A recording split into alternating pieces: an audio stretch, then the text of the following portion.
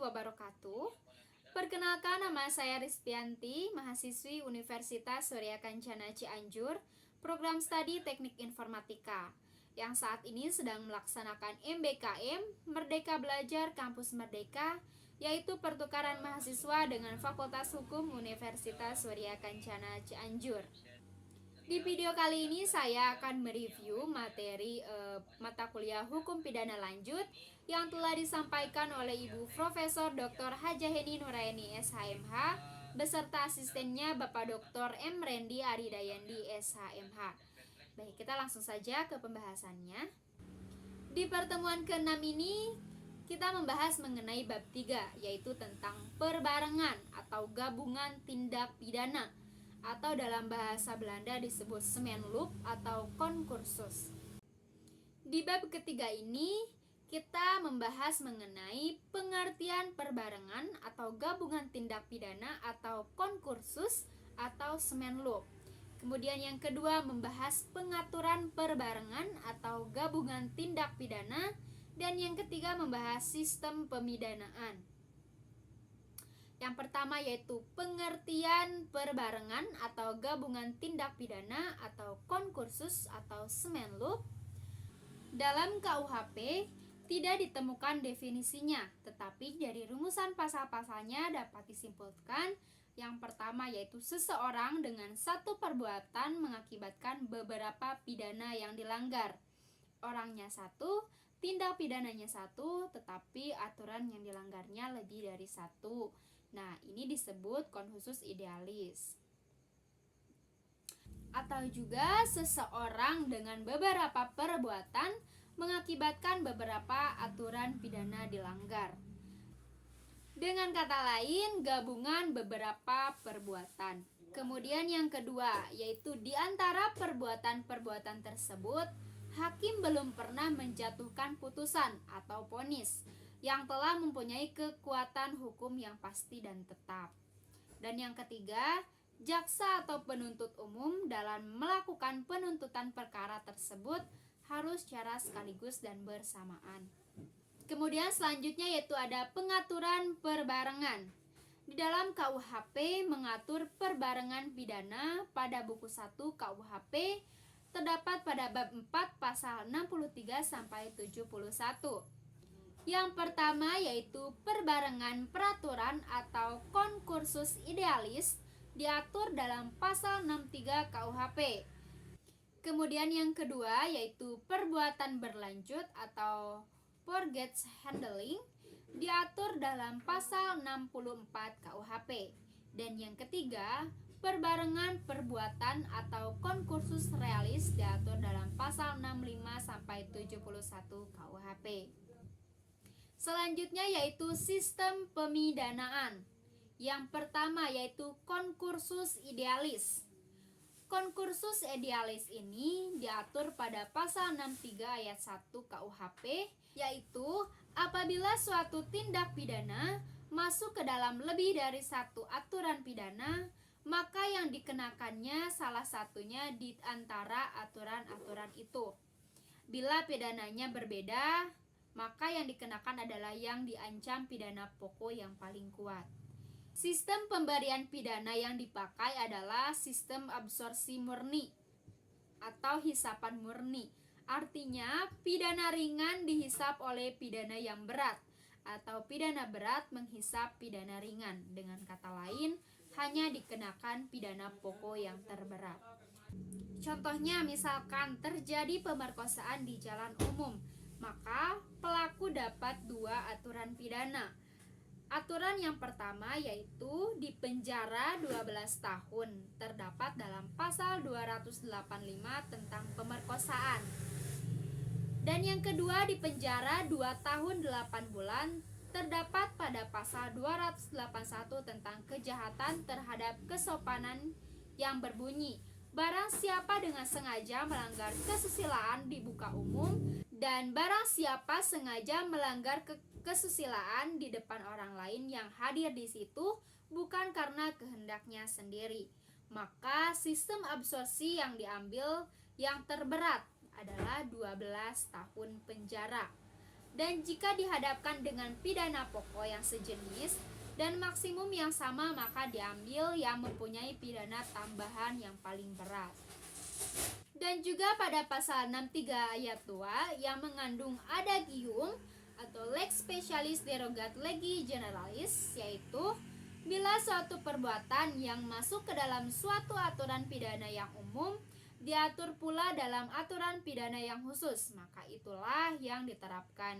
Sistem absorpsi tidak berlaku jika ditemukan asas ini. Contoh, seseorang atau seorang perempuan menggugurkan kandungannya, maka perempuan tersebut diancam pasal 338 tentang pembunuhan dan dipenjara 15 tahun. Serta di pasal 341 telah mengatur khusus tentang aborsi dan diancam penjara 7 tahun. Maka tidak berlaku sistem absorpsi.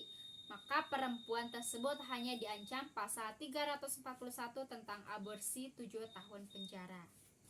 Nah, itulah yang disebut dengan concursus idealis.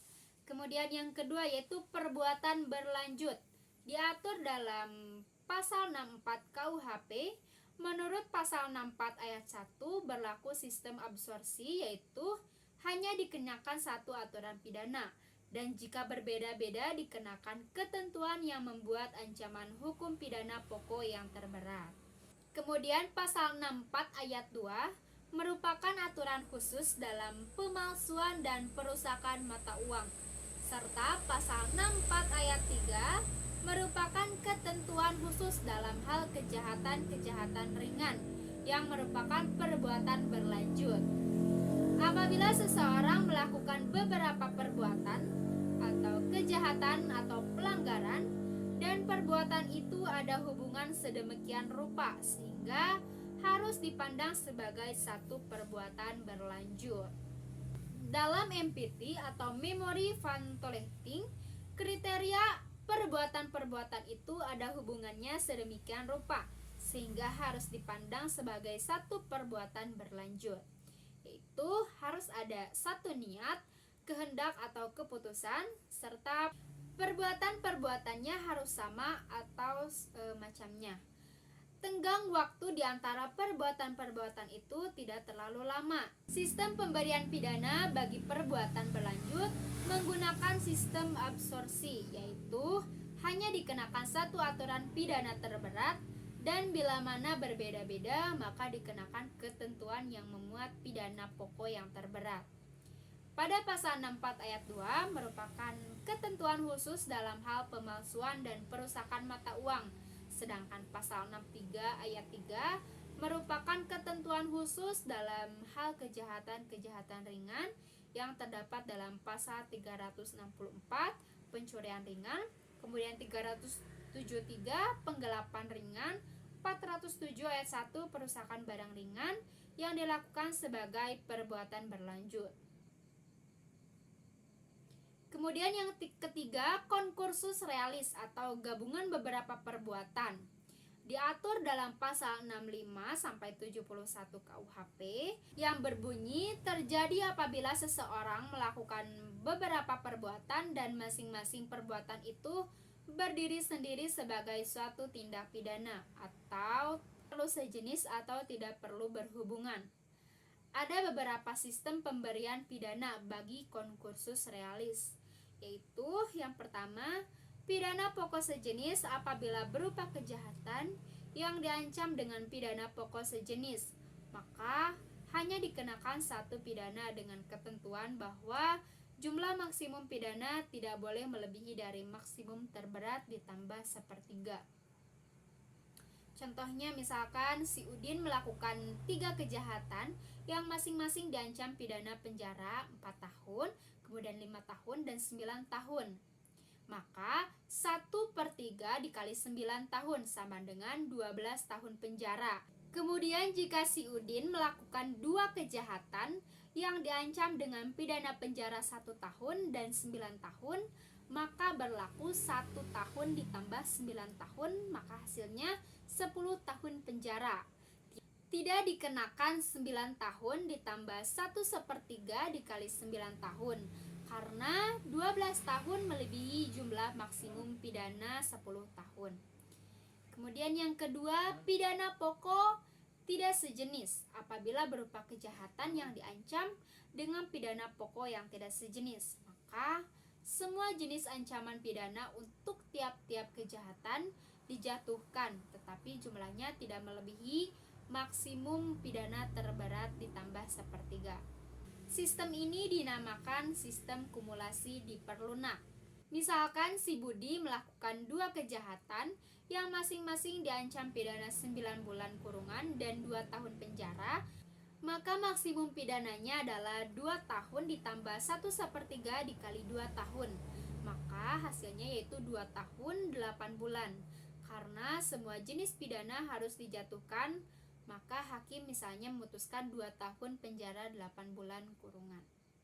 Yang ketiga, apabila konkursus realis berupa pelanggaran, maka menggunakan sistem kumulasi, yaitu jumlah semua pidana yang diancamkan. Namun jumlah semua pidana dibatasi sampai maksimum 1 tahun 4 bulan kurungan.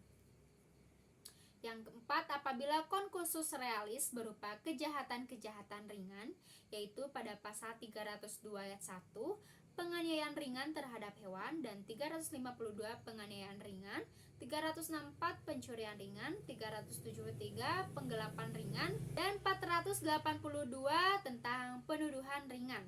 Maka berlaku sistem kumulasi dengan pembatasan maksimum pidana penjara 8 bulan. Mungkin hanya itu saja yang bisa saya sampaikan. Mohon maaf bila ada kesalahan dalam penyampaian. Wabillahi taufiq wal hidayah. Wassalamualaikum warahmatullahi wabarakatuh.